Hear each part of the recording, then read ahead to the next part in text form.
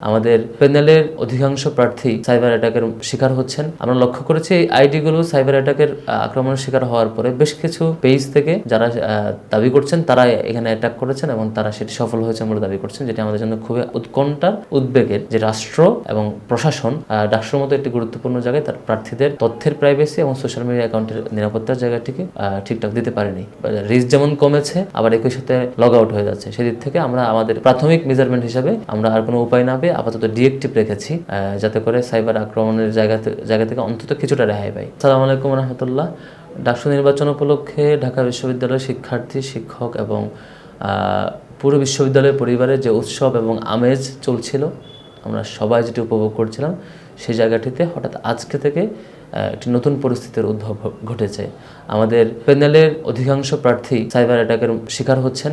Already আমাদের গবেষণা ও প্রকাশনা সম্পাদক পদপ্রার্থী সাজ্জাদ হোসেন খানের আইডিটি অলরেডি সাসপেন্ডেড সাইবার অ্যাটাকের মুখোমুখি হয়ে, এবং আমাদের আরেকজন প্রার্থী স্পোর্টস সম্পাদক পদপ্রার্থী যিনি আরমান হোসেন, তার আইডিটিও সাসপেন্ডেড হয়ে গিয়েছিল।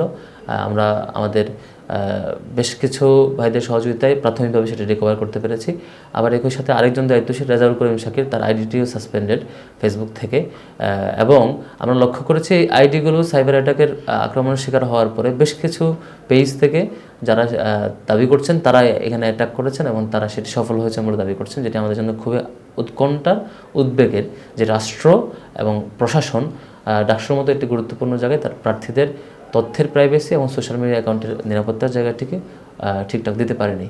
এবং একই সাথে আমরা লক্ষ্য করেছি আমাদের মূল প্রার্থী যারা প্যানেলের অন্যান্য সম্পাদক এবং পাশাপাশি বিপি, জিএস, এজিএস, আমাদের মোহাম্মদ আবু সাদিক কায়েম, মহিউদ্দিন খান এবং আমার আইডি, সবগুলোই ক্রমাগত সাইবার অ্যাটাকের মুখোমুখি হয়ে বারবার বাছাই করা আলু আর স্পাইসি সিজনিং এ প্রাণ পোটাটা চিপস নাকি বিস্কিট খেয়ে বুঝে নাও। রিস্ক যেমন কমেছে, আবার একই সাথে লগ আউট হয়ে যাচ্ছে। সেদিক থেকে আমরা আমাদের প্রাথমিক মেজারমেন্ট হিসাবে আমরা আর কোনো উপায় না পেয়ে আপাতত ডিএক্টিভ রেখেছি, যাতে করে সাইবার আক্রমণের জায়গা থেকে অন্তত কিছুটা রেহাই পাই।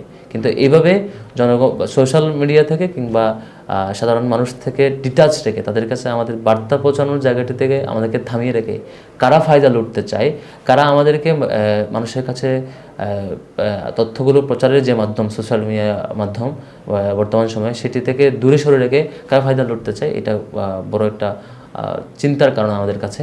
আমরা মনে করি ঢাকা বিশ্ববিদ্যালয়ের শিক্ষার্থীরা এই সামগ্রিক যে তৎপরতা, সাইবার ওয়ার্ল্ডে যে পরিমাণ আক্রমণ এবং আমাদেরকে ভিকটিম করা হচ্ছে প্রার্থীদেরকে, এ ব্যাপারে ঢাকা বিশ্ববিদ্যালয়ের শিক্ষার্থীরা সঠিক বিবেচনা করবে এবং বিবেচনার মধ্য দিয়ে আগামীকাল 9 তারিখ তাদের ডাকসুতে অংশগ্রহণের মধ্য দিয়ে, ডাকসু নির্বাচনে তাদের স্বতঃস্ফূর্ত অংশগ্রহণ করার মধ্য দিয়ে যারা ডাকসুকে বানচাল করতে চায়, যারা ডাকসুতে একটা অস্থিতিশীল পরিবেশ তৈরি করতে চায়, তাদেরকে সঠিক জবাব দেবে।